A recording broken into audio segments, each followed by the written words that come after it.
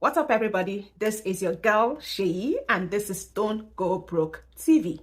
Today, we want to talk about a topic that even though we might not want to hear about it, well, it's going to be with us whether we like it or not. Today, we're talking about retirement. And trust me, guys, retirement is coming, whether you like it or not, whether you prepare for it or not, it doesn't care. It is coming. So what are you going to do about this retirement that is coming anyway? If you go through the news, you would have heard the benefits of saving early for your retirement. There are lots of news and lots of articles that talks about starting your retirement savings when you're in your 20s.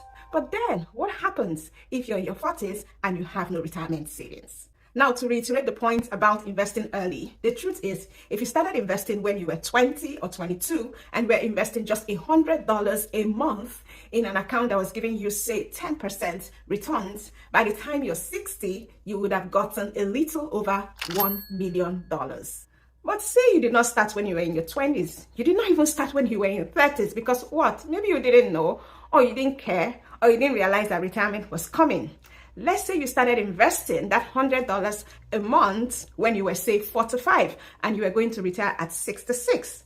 And you were putting away $100 a month for 10% returns. My dear friend, let me tell you something. When you're retiring at 45, you're not going to get $1 million. You're not even going to get $500,000. You'll be retiring with just $100,000 or thereabout, with that same savings that a 20-year-old will be retiring with $1 million. Hey, but what if you try to make up for lost time? Instead of investing $100 per month, you start investing $200 per month. You double your investment at the same return rate of 10% per annum. And you're doing that consistently. You should make up, right? My dear friend, you are going to be retiring with less than $200,000 by the time you turn 66. Which is not going to be enough for you to retire comfortably. If you want to retire and live comfortably, you need to have set aside at least 70 to 80% of your pre-retirement annual income.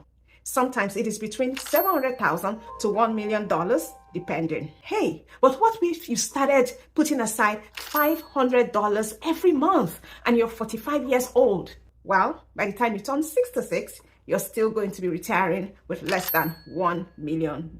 So what do? Do you just give up and not do anything? No. You need to learn how to start using your money in the most judicious way before you retire.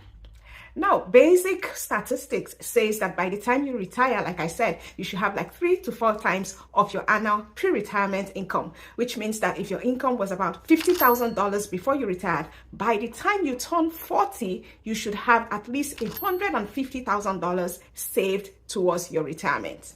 Well, if you don't have such money set aside in your 40s, you're not alone. There are a lot of people who had no idea about how to save towards their retirement, and they're in their 40s, they're in their 50s, and they don't have any money put aside for retirement. However, there are some changes you can start making today that can enable you to still retire rich or retire comfortable by the time it is time for retirement, even though you're in your 40s. Now, is it going to be easy? No. It's not going to be easy. Is it going to be a walk in the park? No, it's not going to be a walk in the park. But you're going to have to fight, because at this point, you realize that if you don't do anything at this point and you're in your 40s, you're probably going to retire poor. And that's not something that you want to do. So I'm going to show you 6 things that you can do to turn that retirement situation around, to develop a financial literacy mindset and to retire rich.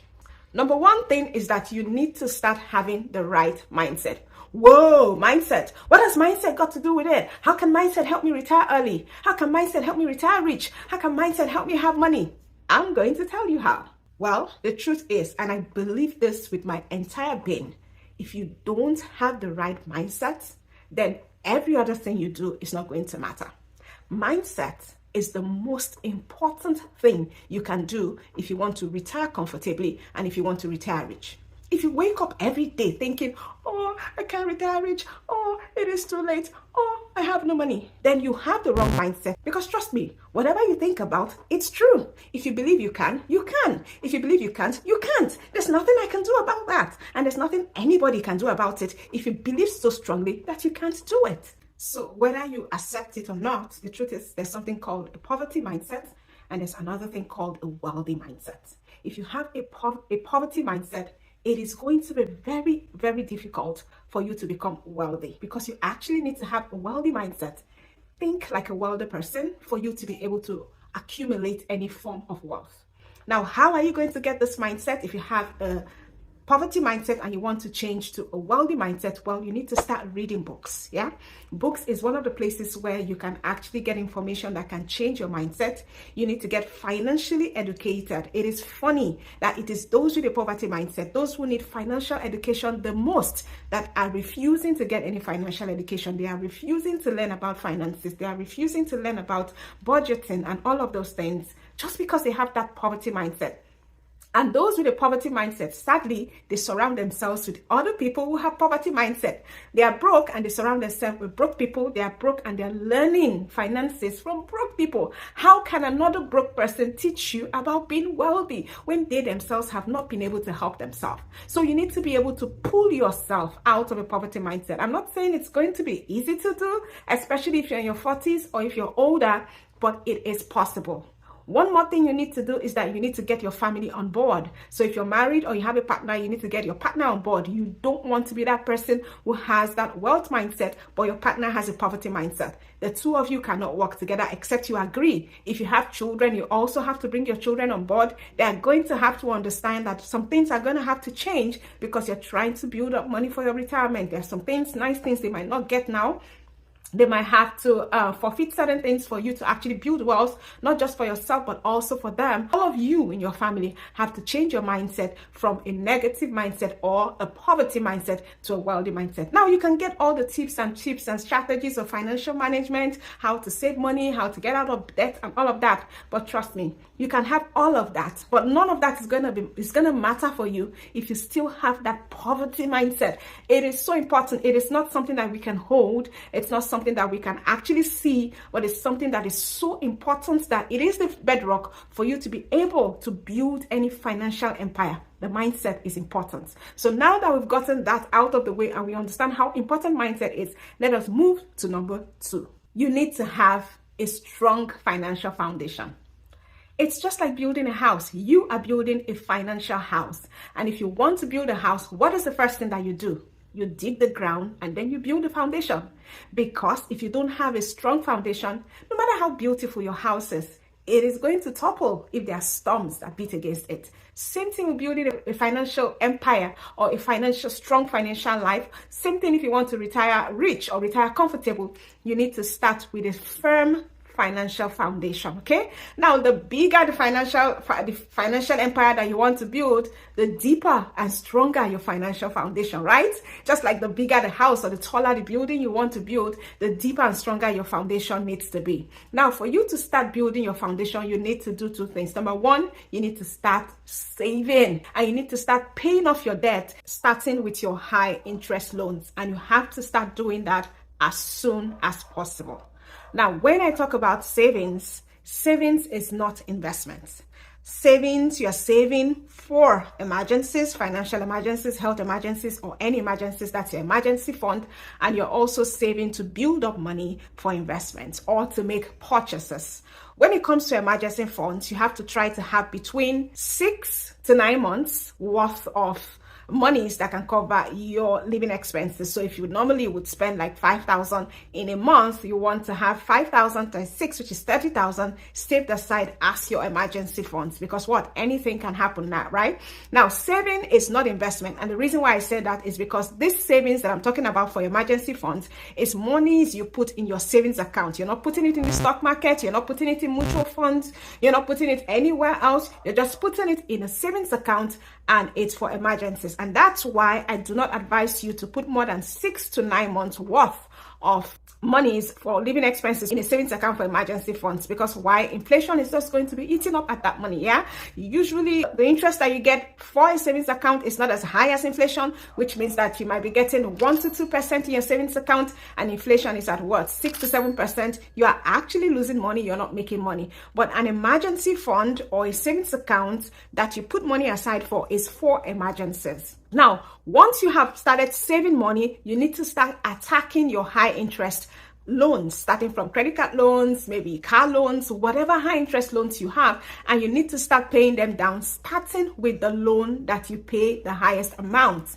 Now, if you just put aside an extra $100 and pay it towards that high interest loan, you're going to pay that down, and then after paying that down, you now attack the next loan, that's the next biggest loan, and you take it systematically like that. You're going to pay your loans down. Because what is the point of saving or investing or trying to save for retirement if you have all these high interest loans? Yeah, if you're saving money at what, 10%, and you're paying high interest loans of 15%, you're not making money. You're actually losing money. Yeah, so you want to save and you want to pay down your debt.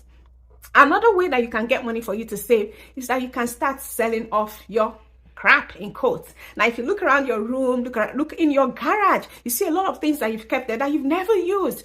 Even if you look in your wardrobe, myself inclusive, there are lots of clothes there that I've never worn. This is the time to start selling all that crap. Okay, I get it. You have some emotional attachment to these things or whatever I was given to you by this person, given to you by that person. I get all of that. But you are in a financial emergency right now. You need to start saving. You need to start investing. You need to start cutting down on your debt. So you need to start selling that stuff. Turn your crap into cash and take all of that cash from your crap and put it in an emergency fund so that you can have monies for investment and you can have monies for financial emergencies or whatever kind of emergencies that might come up. Now, this is how you need to start. After having that mindset, positive wealth building mindset or whatever, you now start saving and you cut down on your debts. Pay off your debts as much as you can. That takes us to number 3, which is you also need to start downsizing. That's not a nice, sexy word, I know, but you have to downsize. Like I said at the beginning, this might be an uncomfortable process, yeah, but the goal is that you want to retire rich and you want to retire comfortably. So you might need to downsize on your car. Who knows, maybe you have a Ford Escape. This might be the time for you to sell that off and get a Honda. I know. Who wants to go from a Ford Escape or a whatever big car to a smaller car? But that is what you might need to do in order for you to save money. Both cars are going to take you to your destination at the same time, at the same rate, but one is costing you more money than the other, and we're looking for ways to save, right? We are. Another thing you can downsize is your home. Okay, I know this is your home, it's your family home, it's your residence, but it might be costing you too much money and you might not be able to afford it. Yeah, you don't own the home. If you're spending too much, you're spending too much and you can spend on the home. The home actually owns you, and this is the time that you might need to downsize concerning your home. I know everybody in Canada is talking about owning a home and using it for generational wealth. I know, but really owning a home is expensive. There are all sorts of charges that you wouldn't know about before you get the home. But what you're trying to do now is pay down your debt, and maybe a home right now or that expensive home that you have right now might not be for you. And I know that a lot of you are not going to agree. A lot of you are not going to do what I said about, downsizing on your home, and I get it. But I'm just saying that is one way to go if you want to pay down your debt. Now, I just thought of something else that you can do that can help you get some more money to pay down your debt or help you to reduce your debt, is that you can negotiate your bills, yeah? Your utility bills, like your internet bills, phone bills, TV bills, whatever bills, you can actually negotiate it. Now, the first time I heard this tip, I was like, what? I can do that? Yeah. And the person was like, yeah, the person who told me was like, yes, you can do it. The only thing they can say is no. Like, what are you going to lose by trying? And I did call up my internet company and I said, I want to ask for a discount. And I came out of that phone call with a discount. So why don't you just get all your bills together, all those utility bills you pay month in, month out, and just give them a call and ask for a discount? The only thing they can say is no. And you're on the phone. So there's nothing to be ashamed of, right? You're just calling someone on the phone. Call and be nice to the person on the phone, and they are going to probably give you a discount. Or maybe they would say no, but who knows? Another thing you can do is you can find out the price of their competitors. So if you are paying like $80 a month for your internet and their competitor is charging $70 a month, tell them that you want to switch to their competitor.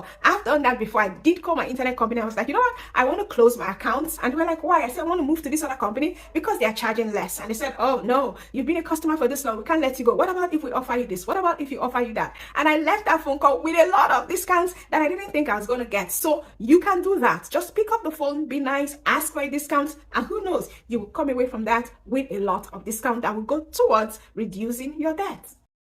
Please like this video, subscribe to the channel, and don't forget to share this video so that as many people as possible get this important and valuable knowledge as well.